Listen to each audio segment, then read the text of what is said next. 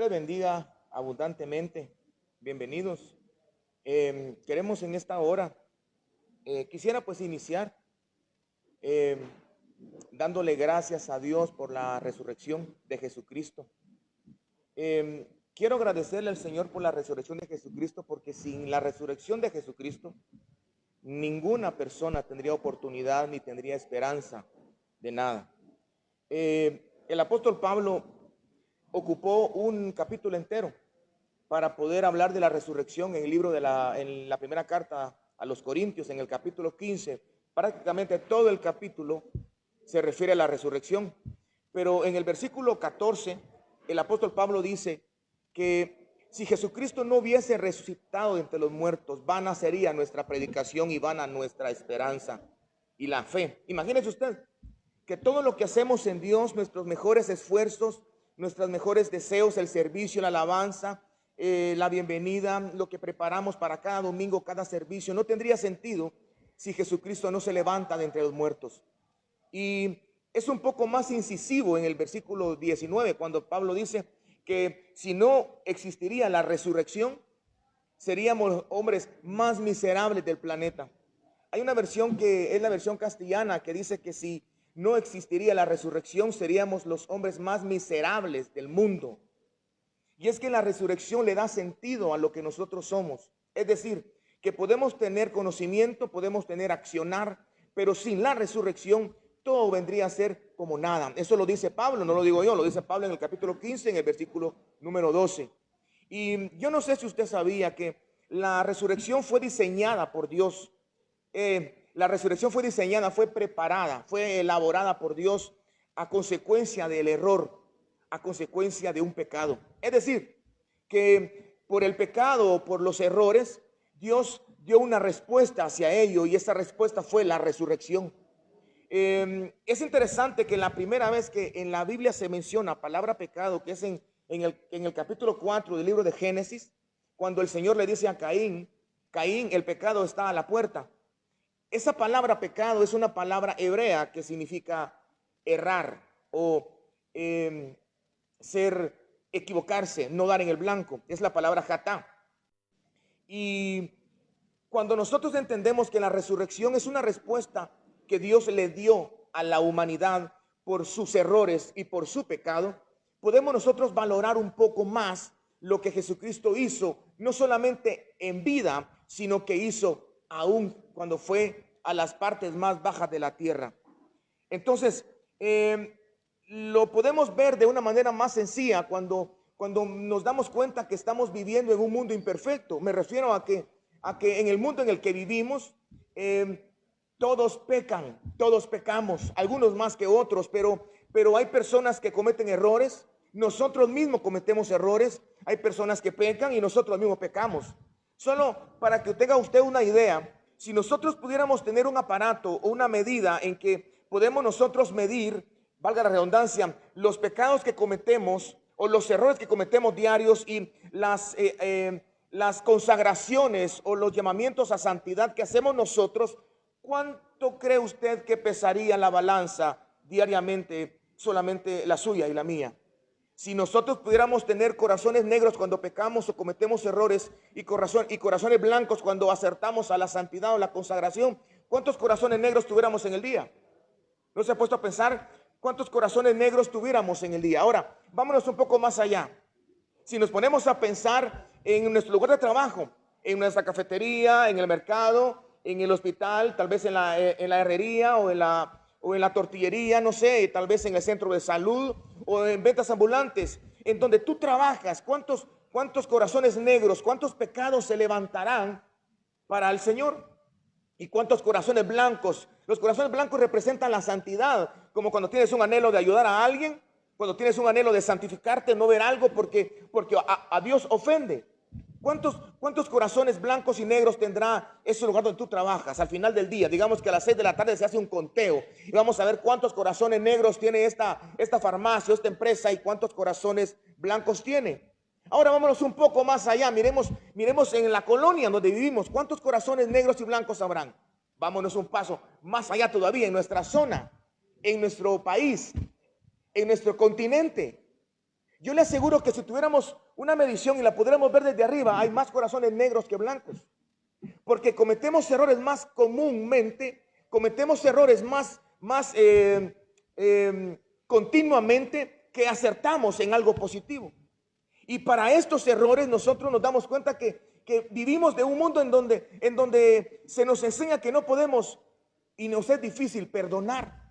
Porque a pesar de que vivimos en un mundo que está rodeado de errores y de pecados, nos relacionamos con personas y las hacemos sentir como que somos diferentes. Pero, ¿por qué le digo esto? Porque si usted agarra un carro y se cruza un semáforo en rojo porque está en una emergencia familiar, no se lo van a perdonar.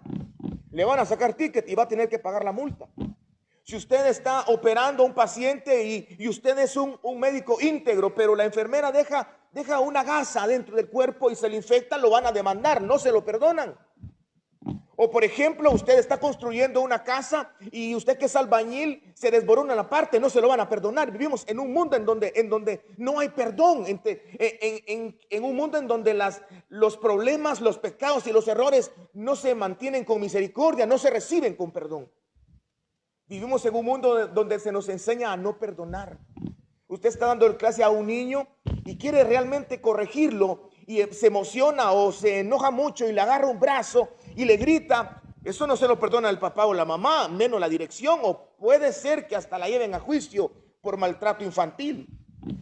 Es decir, que en medio de tanta maldad y tanta error, nosotros no podemos llevarnos, no podemos abordar esta realidad que nos rodea. A pesar de que Jesús y el Señor Dios Todopoderoso nos enseña a perdonarnos, enseña a que nosotros seamos mansos, que seamos humildes, es difícil poderlo hacer. Para esa respuesta, Dios levantó la resurrección. Yo quiero explicarle que ni siquiera nuestro propio cuerpo nos perdona. Yo conozco a un pastor hace unos años, él fue a dormir, él falleció. Y fue uno de los fundadores de una de las casas de restauración en donde yo estuve un par de años. Se llama Adulam, esa casa aquí en Guatemala. Él tenía más o menos 30 años de no consumir alcohol y después de 30 años, él falleció por problemas en su páncreas y en su hígado. ¿Cómo es posible que después de 30 años de no consumir alcohol, el cuerpo no le perdonó que ya no lo hacía? No se crea. No vaya a pensar de que los cigarros que usted se está echando ahora, o tanto café, o tanta gaseosa que usted está tomando, no crea que el cuerpo se lo va a perdonar. No, usted puede venir a Cristo y decirle, Señor, perdóname, pero el cuerpo no se lo perdona, le va a sacar la factura siempre. Pero lo que no entendemos es de que cada error que cometemos y cada pecado, vamos muriendo de a poco. Vamos muriendo de a poco. Es como aquel hermano que dice, hoy no quiero ir a la iglesia. Hoy no quiero ir a la iglesia, estoy cansado. Y de pronto sí, esté cansado, pero hay alguien que no se lo va a perdonar. Y es su cuerpo, es su espíritu. Él necesita alimentarse. Él necesita estar cerca. Y de repente mañana, otro día dice, no, hoy tampoco no quiero ir. Y pasado tampoco quiero ir. Y está con que no quiero ir y no va. Llega un momento en donde muere. Ya no siente el deseo de acercarse a Dios. Es más, llega el punto en donde ya el muerto no se casa con los vivos, es decir, el muerto no compagina con los que están vivos. Llega el punto en donde llegan los hermanos de la iglesia a buscarle para poder invitarlo y hay hasta un menosprecio, ya se siente incómodo en medio de la iglesia, en medio de la alabanza y la adoración, ya no hay esa comodidad porque estuvo errando, pecando y errando hasta que murió. Y nosotros no podemos manejar eso. No lo podemos manejar. De hecho, desde el principio, Dios se dio cuenta que no podemos manejar el pecado. No podíamos manejar tantos errores. Por eso Dios levantó la resurrección. Fíjese que si a mí me preguntaran hoy, ¿qué es la resurrección? Definitivamente yo le diría que la resurrección es algo diferente a lo que yo hubiese respondido hace unos 3 años atrás o 4 años atrás. De pronto un poco más.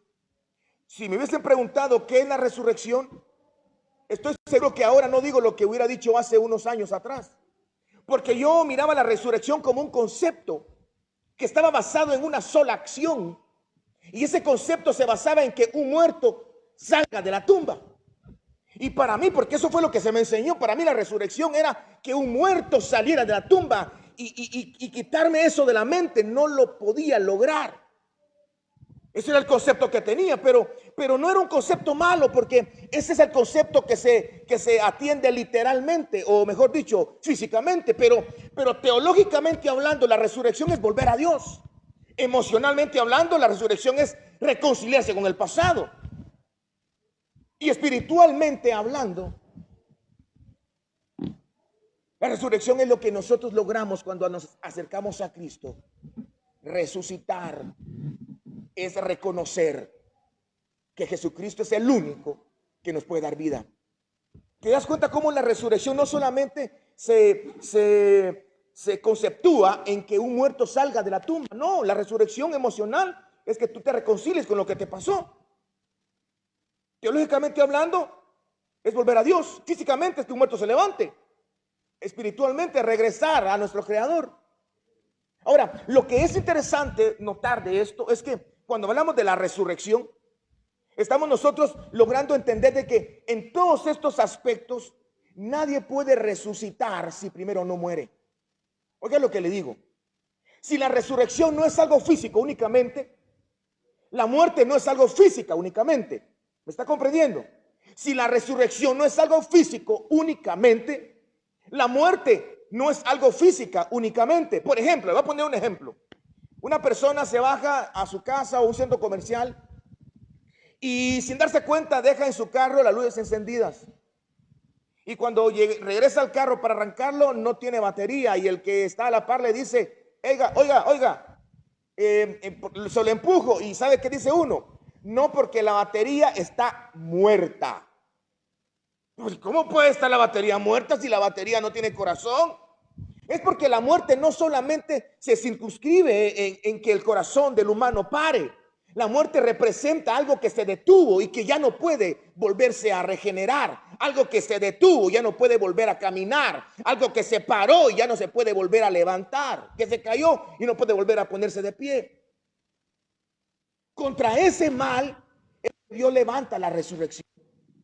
Jesucristo dijo en Juan 19:30, cuando Jesús hubo tomado el vinagre, dijo, consumado es. Inclinado la cabeza, entregó su espíritu. Esto es previo a que resucitara. Es decir, que aquel que quiere resucitar en sus emociones, en sus sentimientos, en su intelecto, en su vida cristiana, resucitar en su alabanza, en su adoración, en su consagración, resucitar en su búsqueda al Señor, en su oración, en su vida devocional, tiene que entregar algo, rendir algo. Jesucristo, antes de resucitar de la tumba, él tuvo que entregar a su espíritu y tuvo que decir la frase que hace eco por todas las edades y la hará por siempre, diciendo, consumado es. Algo tuvo que terminar para que iniciara un proceso de resurrección. Fíjese que la Biblia fue escrita en 2 idiomas. Bueno, verdaderamente fue escrita en 3 idiomas. El Antiguo Testamento fue escrito en su mayoría en hebreo, y unas partes de Jeremías, Daniel y Esdras en arameo. Pero la mayor parte del Antiguo Testamento fue en hebreo, que tiene 39 libros. El Nuevo Testamento tiene 27 y fue escrito en su totalidad en griego. Pero mire, pues, solo el griego tiene 6 palabras que traducen la resurrección. Por eso yo le digo que la resurrección no se le puede dar una respuesta, porque no es un concepto único.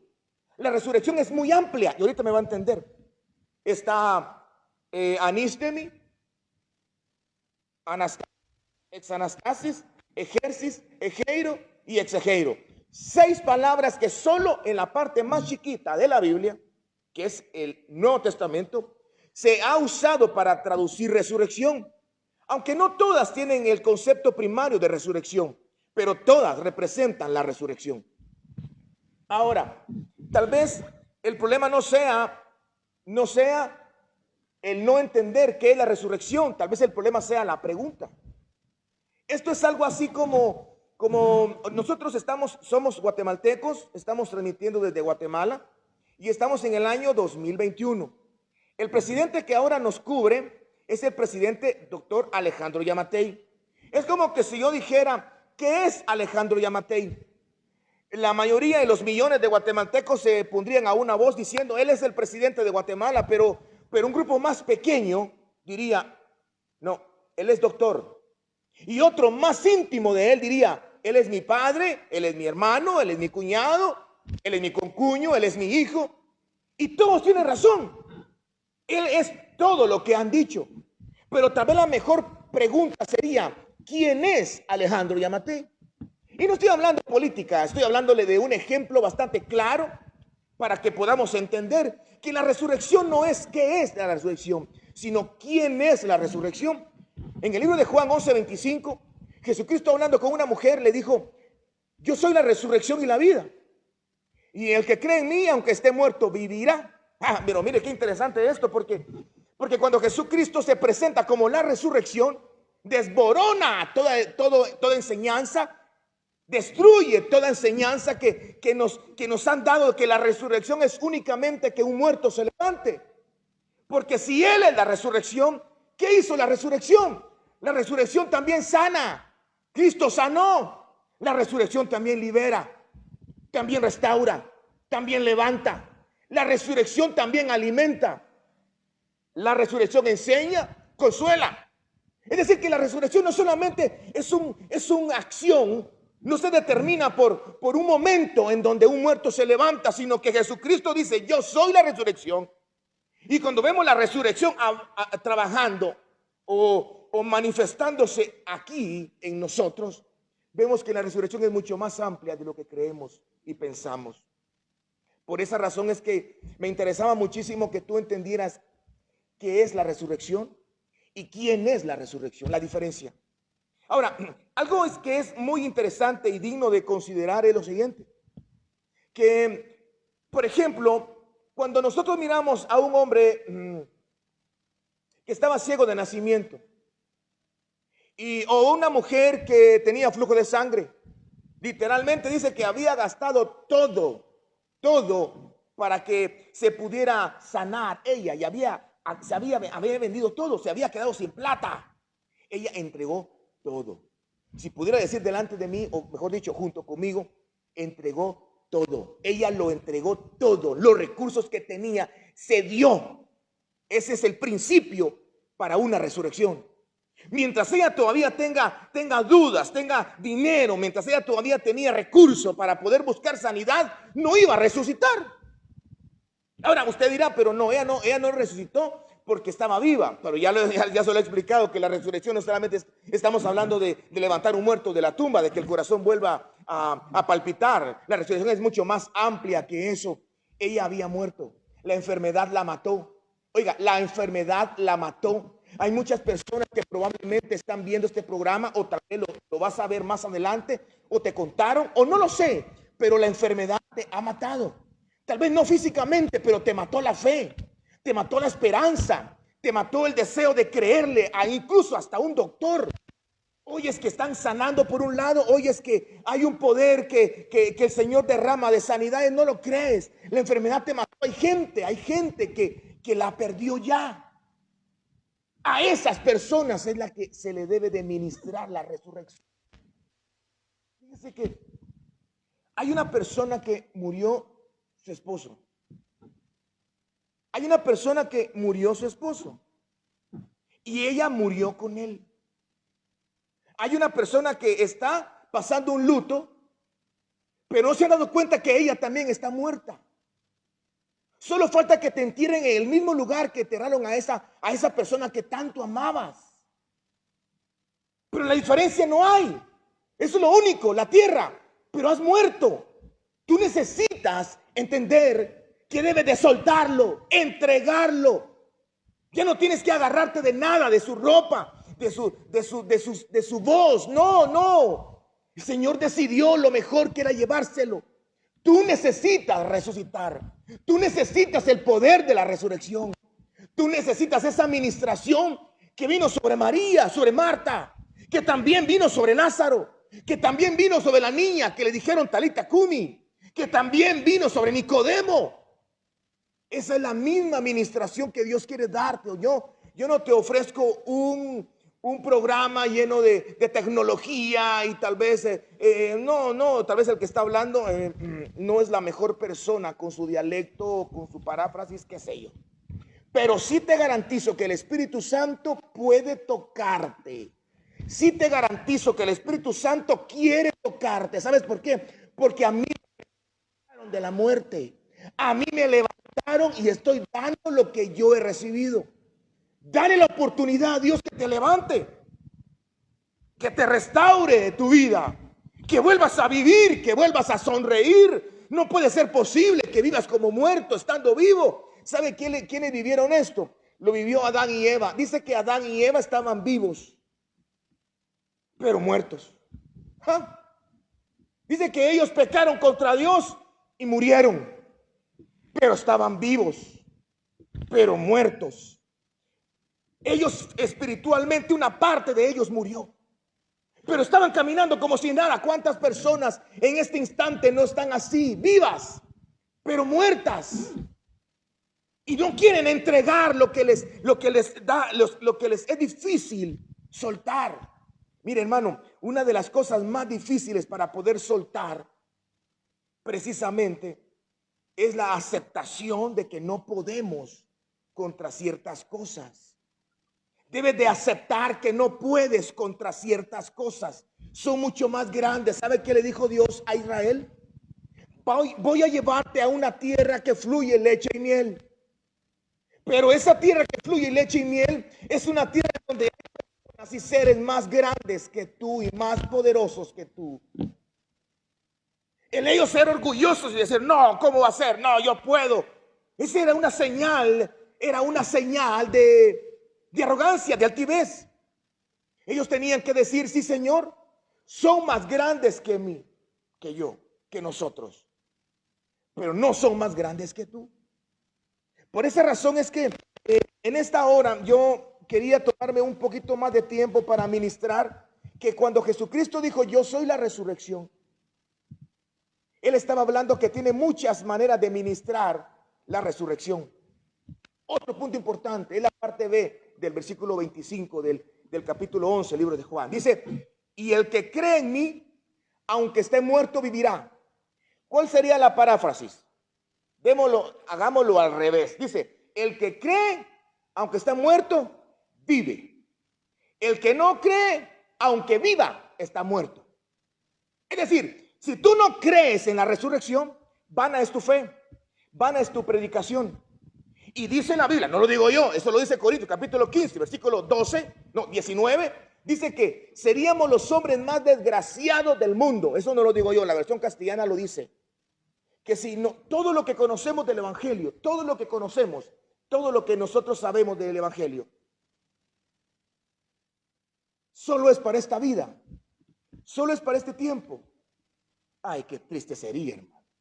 Qué triste sería que el gozo que podemos tener solo es el gozo que tenemos en los cultos. Que la paz que puedo yo tener es la paz únicamente que recibo en los servicios o orando. Que la fortaleza que puedo tener, la que he logrado aquí en la tierra, que las cosas que he logrado aquí es lo único que puedo alcanzar. No hay nada en el futuro, no hay una gloria venidera, no hay una paz, no hay una fortaleza, un amor más allá de lo que nos pueden ofrecer aquí. Por eso Pablo dice, si eso fuera así y no hubiese resurrección, seríamos los hombres más desgraciados, más tristes en el mundo. Porque imagínense cuánto esmero por consagrarnos, por no darle gusto a la carne, cuánto esmero por quedarnos callados y no contestar cuando de veras queremos hacerlo, cuánto sacrificio por venir temprano a los cultos, por dar económicamente hasta lo que nos ha sudado y nos ha costado, cuánto sacrificio, y que solamente aquí se pudiera aplicar el Evangelio. La diferencia lo hizo la resurrección. La resurrección es lo que hace la diferencia entre un montón de pseudo profetas, Mahoma y los demás. Cristo resucitó de entre los muertos. Y tenía que ser así, porque Cristo debía de derrotar a una de las potestades más fuertes que tiene Satanás en sus filas. Es una de la potestad más antigua que existe. Es más antigua que nosotros, y me refiero a la muerte.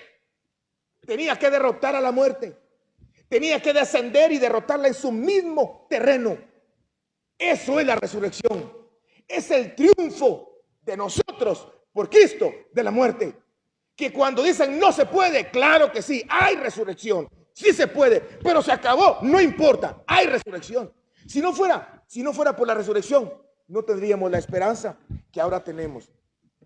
Muy pocas personas saben que en el libro de Génesis se registra la primera administración de la resurrección. Fíjese que yo no sé si usted se había puesto a pensar que el ataque de la serpiente, el primer ataque de la serpiente a la humanidad, ¿hacia dónde fue?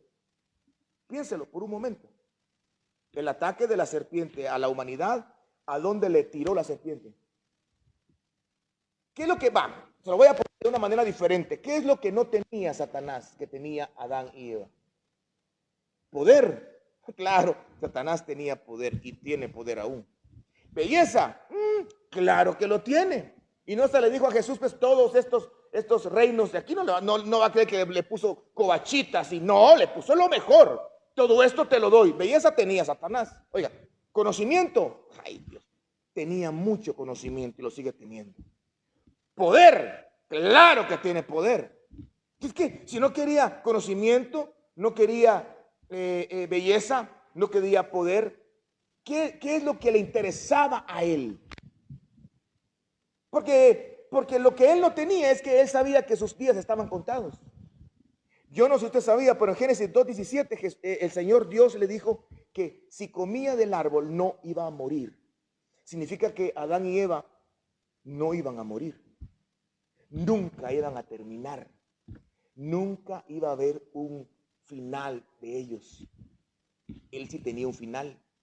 Entonces el primer ataque de la serpiente a la humanidad fue la inmortalidad, porque le dijeron, dice que si como, seremos semejantes a Dios y moriremos. ¿Y qué le dijo la serpiente? No le interesó nada más que decir, no moriréis. Fíjese qué interesante, porque como que la serpiente desde el principio le puso final a la vida. Desde el principio, la serpiente, fíjese, en Génesis, en el principio de la humanidad, él le puso final a todo, pues, porque la muerte es la finalización de todo. Es una de las representaciones, no solo de la separación, sino de un finiquito de las cosas, un final. Él desde el principio se esmeró en que todo no durara. Quiere decir que el gozo que usted tiene hoy, adivina a quién debe de agradecerle que se le acaba. Adivina a quién debe de agradecerle que tiene final el gozo que usted tiene. Este gozo que yo siento en mi alma, solo Cristo me lo pudo dar. Y se va cantando y de repente en el carro ya va bravo. Se lo quitaron. Más de alguien le llegó. O la paz. Va con una gran paz que parece Buda para afuera. No, Buda no. Va con una gran paz usted para afuera y de repente allá afuera ya le quitan la paz porque, qué sé yo. ¿Por qué? Porque las cosas buenas no tenían que terminar. Dios cuando diseñó el huerto, el deleite, el Edén, porque esa es la traducción de Edén, deleite o delicia, era para que no terminara, para que durara para siempre. Pero vino Satanás y él metió la finalidad de esa administración. Él dijo, no, vamos a terminar con esto, no van a morir. El conocimiento lo tenía. A él no le importaba que ellos conocieran los misterios de Dios. A él lo que le importaba es de que por medio del pecado entrara la muerte. Y entró la muerte. Ahora, es muy curioso que en el capítulo 2, versículo 21 dice, entonces Jehová Dios hizo caer un sueño profundo a Adán. Y mientras éste dormía, tomó una de sus costillas y cerró la carne en su lugar. Mire, esta es para mí, es la primera manifestación y muestra de la resurrección. Dios mandó a dormir a Adán, murió, y de lo muerto resucita y sale Eva. Sale algo de Adán, pero mejor. Es como lo que dice Jesús: si la semilla de trigo no cae en tierra y muere, no puede dar fruto. Digámoslo así, que cuando uno muere, si uno es recibido por la administración de la resurrección, lo que sale es diferente. Por eso es de que yo calculo y creo que cuando Lázaro salió de la tumba, Lázaro ni sus conversaciones eran iguales.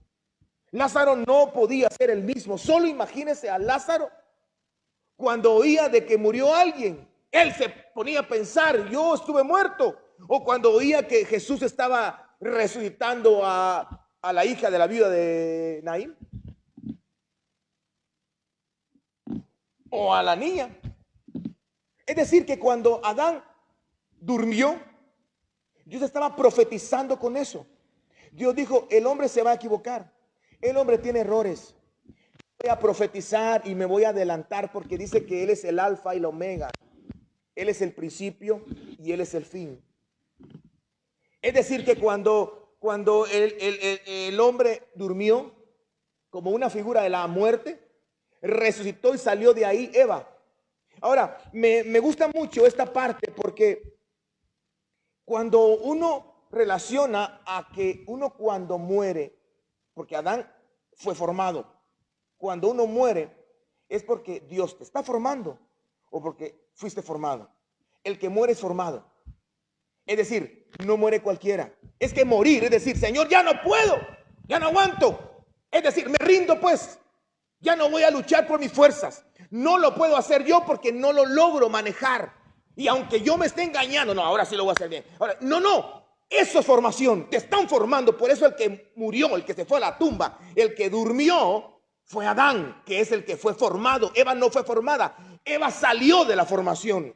Eva salió del proceso tan doloroso que no nos gusta, que es el rendirnos y el dormir.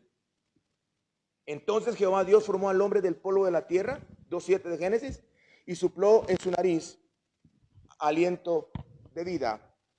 Y fue el hombre un ser viviente y salió lo que había formado Eva. Ahora, quiero ministrarte la resurrección. Si tú crees que algo se terminó en tu vida, si tú crees de que hay algo que ya no tienes, que antes tenías, es duro aceptarlo. Yo sé que es duro aceptarlo. Pero tienes dos opciones. O te aferras al pensamiento y a la convicción de que puedes lograrlo con tus propias fuerzas. O te aferras a ese planteamiento que te hace la mente y tu alma, o Satanás o el mundo, de que no digas nada, sigue luchando. O te rindes a Jesucristo y decides hacer lo que Pablo decía todos los días, cuando dijo cada día muero. Porque cada vez que moría, Él resucitaba. Hace 7 años, yo le di la espalda al Señor. Hace 7 años, traicioné a aquel que jamás me traicionó. La gente no perdona, ni mi cuerpo me ha perdonado cosas que he hecho. Pero aquel que siempre me perdona, aquel que siempre me ha dado la mano, nunca me ha juzgado, siempre me ha dicho, aquí estoy. Aunque te equivoques y cometas los mismos errores, voy a estar siempre para ayudarte y levantarte. Cuando yo acepté eso, cuando yo me rendí a creer y pensar que lo podía manejar por mis propios medios, recursos y fuerzas, fue cuando Él empezó a ministrarme ese poder de resurrección en mi vida. Claro, fueron muchos años para mi rendición. Pero ¿qué cree? Salí de la tumba y ahora fuera de la tumba quiero ministrarte y enseñarte que la resurrección no es un concepto de una acción única. La resurrección es Jesucristo y la resurrección también te puede sanar. La resurrección también te puede restaurar, te puede levantar. La resurrección perdona pecados. La resurrección también alimenta. Y para que tengas un poquito más de estabilidad, yo te suplico que lo hagas en tu intimidad, sola o solo. Hazlo hoy mismo. Es más, hazlo ahorita mismo conmigo. Dos cosas voy a ministrar. La primera, si algo se terminó en tu vida, para eso está la resurrección. Para decir, aquellos que se fueron antes,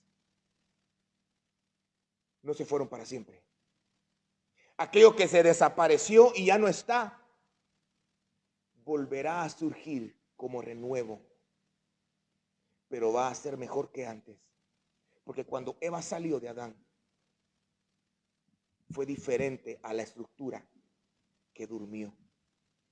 Si algo te terminó, si algo glorioso has vivido, si tal vez tuviste un matrimonio muy lindo y ya no lo tienes, o tal vez tu hijo era bien portado, eran de aquellos hijos de casa y se ha ido, ahora tiene algún vicio, o tal vez tú ya no tienes esa vivencia y experiencias con Dios. Antes tenías más comunión con Dios, antes tenías más acceso a Dios, más interés en escucharle, antes te morías por servirle y eso desapareció. Yo ministro el poder de la resurrección en el nombre de Jesús sobre tu vida en este instante. No por mis palabras, ni por el conocimiento, sino en virtud de aquel que levantó a Cristo de entre los muertos. En este instante te visita. Si tú lo crees y tú te rindes, ahora en este instante te visita. Si tú lo crees y si tú te rindes y lo entregas, en este instante te visita. Y vas a encontrar un reloj debajo de ti diciéndote: el tiempo tuyo cambia. El tiempo tuyo cambió por cuanto le has entregado lo que no podías al Señor. Número 2, si hay algo bonito que estás viviendo, porque no todas las personas están pasando momentos difíciles. Si de pronto hay algo hermoso que estás viviendo en tu vida, un nuevo amor, tal vez un buen trabajo, tal vez tienes ahora más ingresos económicos, hijos ejemplares que te tienen orgulloso, tal vez tienes un momento glorioso en tu vida. Yo quiero ministrar el poder de la resurrección para que eso no termine. Es que es increíble. La resurrección no solo hace que regrese lo que se fue, sino que no se vaya lo que tienes. Yo anhelo ese poder en mi vida para que no se vaya nunca más lo que tienes glorioso de parte de Dios. Y vayas de gloria en gloria y de victoria en victoria. Padre, en el nombre de Jesús, quiero orar por las personas, a favor de las personas, Señor. No solamente que padecen alguna necesidad, alguna angustia, o que han, Señor, perdido algo. Yo te oro por las personas que están viviendo momentos gloriosos contigo, que ese poder de la resurrección los mantenga, Señor, y que eso no se vaya y no se termine nunca. Que Dios bendiga tu vida de una manera muy, muy especial y gloriosa. Tu hermano Julio González te espera el próximo sábado a las 7 de la noche, acá en este mismo lugar. El poder de la resurrección es real. Que Dios te bendiga. Bendiciones a tu vida.